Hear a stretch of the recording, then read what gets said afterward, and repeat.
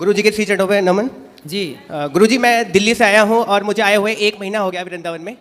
गुरु जी, कारण ये रहा कि मेरी जो धर्मपत्नी है मेरे साथ में है।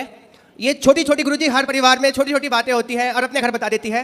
और हमारी जो सासू माँ है गुरु जी, वो उस बात का बतंगड़ बना के पेश करती है।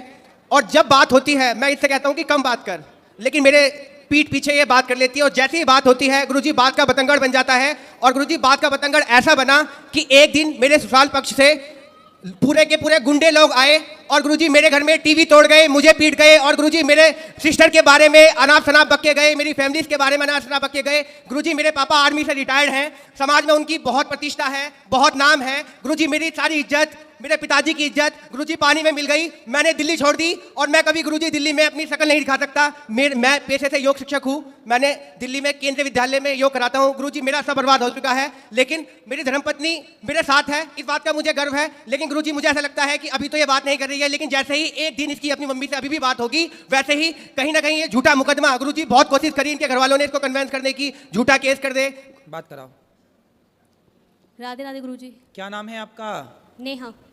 तो आप अपने पति को क्यों पिटवाना चाहती हो? मैंने नहीं पिटवाया इनको। फिर आपके ससुराल मायके वाले तो आके पीट गए इनको। कौन थे वे जो पीटने आए थे? कौन थे वो? क्या लगते थे आपके रिश्ते में? बताओ बताओ, उनको ही बताने दो। कौन थे वो? चाचा और पापा थे, आए तो बात करने के लिए थे। हाँ, फिर बताओ बताओ। गुरुजी बात हुई, इसके चाचा ने मुझे फोन किया और कह रहा नेहा से बात कराओ, आपने उसे मारा पीटा है। आप इनसे बात कराओ। बेटा देखो, पिता कब तक काम आएगा और चाचा कब तक काम आएंगे। तुम जरा जाके ससुराल अपने मायके में रहने लग जाओगी ना, तो 4 दिन बाद 10 दिन बाद तुम्हारी भौजाई तुम्हारा भाई ताने मारने लग जाएगा। बाप जब तक जिंदा है तब ठीक है, पर एक दिन मरना तो सबको ही पड़ता है जी। फिर कौन सी भौजाई रह पाई अपने, कौन सी ननद रह पाई आज तक अपनी भौजाई के पास कि तुम रह लोगी? तुम्हारा भाई है जी गुरुजी। तो भौजाई के साथ सदा गुजार लोगी जीवन? ताने मारेगी तुम्हारी भौजाई, आ गई अपने पति की तो हो ना सकी तो मेरी हो जाएगी, ऐसा ना बोले तो कह देना। बेटा नारी का पति ही सब कुछ है ना।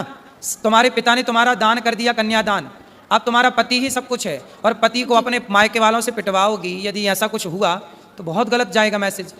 आप पति पत्नी दोनों खुश रहो, है ना। और आपको ना अपनी माँ, आज पता है जितने तलाक होते हैं, आप मानती हो उस बात को कि 95% तलाक लड़की की माँ की गलती से होते हैं। पता नहीं लड़की की माँ, लड़कियों से मोह भंग ही नहीं होता।